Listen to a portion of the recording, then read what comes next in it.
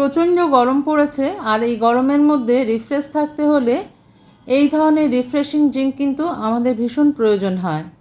তাই আজকে আমি তোমাদের জন্য নিয়ে চলে এলাম কুলকি ড্রিঙ্ক, যেটা বানানো খুবই সহজ, মাত্র 5 মিনিট সময় লাগে এটা তৈরি করতে, আর ভীষণভাবে রিফ্রেশিং হয়। তো চলো আমি এই রেসিপিটা আগে দেখিয়ে দিই কীভাবে আমি তৈরি করলাম। এখানে নিয়েছি সবজা সিড। সবজা হচ্ছে তুলসীর বীজ।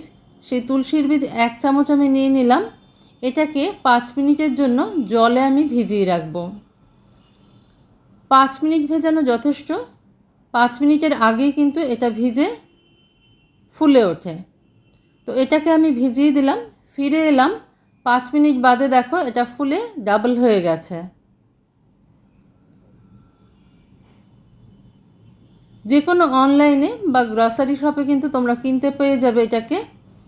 খুব সহজ একটা রেসিপি আর খুব রিফ্রেশিং। নিয়েছি একটা পাতিলেবু, ভালো করে ধুয়ে নিয়েছি পাতিলেবুটাকে। এবার স্লাইস করে নেব পাতিলেবুটার, একদম পাতলা পাতলা করে কেটে নিতে হবে। Welcome to my cooking channel Shatabdi's kitchen. Shatabdi's কিচেনে তোমাদের সবাইকে স্বাগত। নমস্কার বন্ধুরা, আমি শতাব্দী। তোমরা সবাই কেমন আছো? আশা করি সবাই ভালো আছো, সবাই সুস্থ আছো। তো এই গরমে আরও ভালো থাকবার জন্য তোমাদের জন্য আমি কয়েকটা ড্রিঙ্ক রেসিপি নিয়ে এসেছি, সেগুলো আমি তোমাদের সঙ্গে শেয়ার করছি। বীজগুলো ফেলে দিলাম।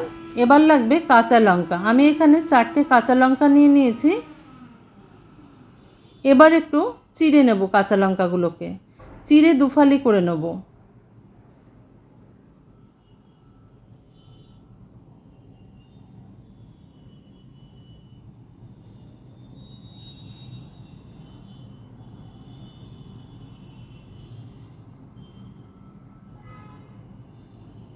মাত্র 5 মিনিট সময় লাগে এটা তৈরি করতে।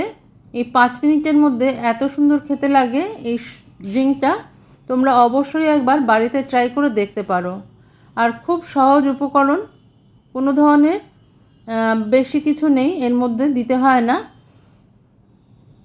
এবার একটা শেকিং গ্লাস নিয়েছি আমি। তোমরা চাইলে এমনি গ্লাসও নিতে পারো, যাতের মধ্যে তোমরা শেক করতে পারো। কিছুটা পরিমাণ জল দিয়ে দিলাম, খুব বেশি জল দেবে না, তাহলে কিন্তু অসুবিধা হবে শেক করতে। জলের মধ্যে নর্মাল জল নিয়েছি আমি।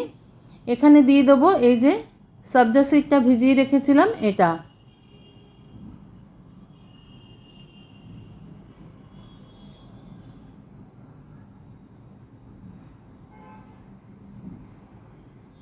জলটা একটু বেশি হয়ে গেল মনে হচ্ছে আমার, সেই জন্য একটু কমিয়ে নিলাম। এবার কাঁচা লঙ্কা দিয়ে দিলাম, আর দিয়ে দেবো পাতিলেবু।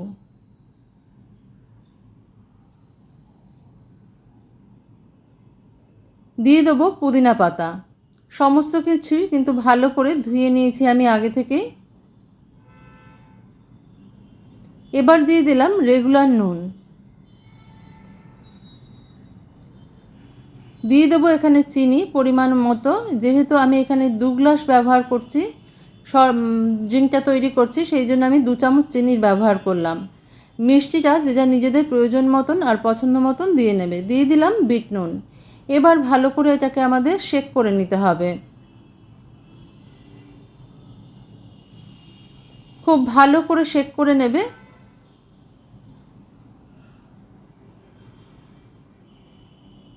এটা কেরালার খুব জনপ্রিয় একটা ড্রিঙ্ক। এই রেসিপিটাই আজকে আমি তোমাদের সঙ্গে শেয়ার করলাম।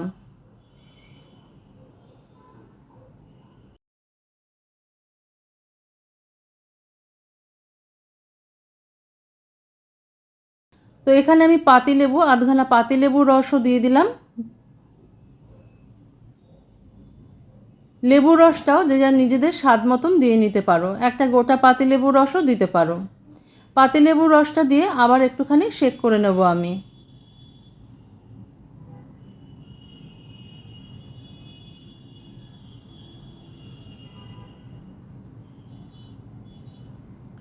ব্যাস, আমাদের শরবতটা কিন্তু তৈরি হয়ে গেছে।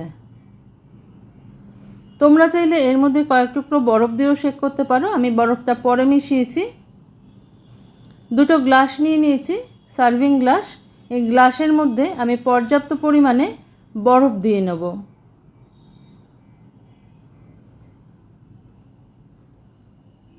আইস কিউব না দিলে কিন্তু ভালো লাগবে না খেতে, তাই এই গরমের মধ্যে অবশ্যই আইস কিউবটা যোগ করবে, বা শেক করবার সময়ও যোগ করে নিতে পারো, যার যেরকম পছন্দ হয়।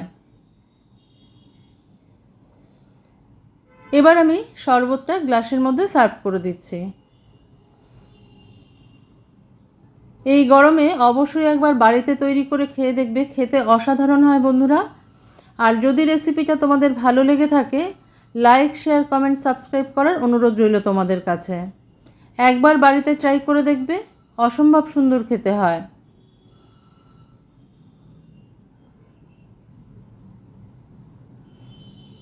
তো মেন যে ইনগ্রিডিয়েন্টগুলো ছিল এর মধ্যে, সেটা হচ্ছে কাঁচা লঙ্কা, পাতিলেবু, পুদিনা পাতা আর সবজা সিড। এইগুলো কিন্তু এই ড্রিঙ্কের জন্য লাগবেই।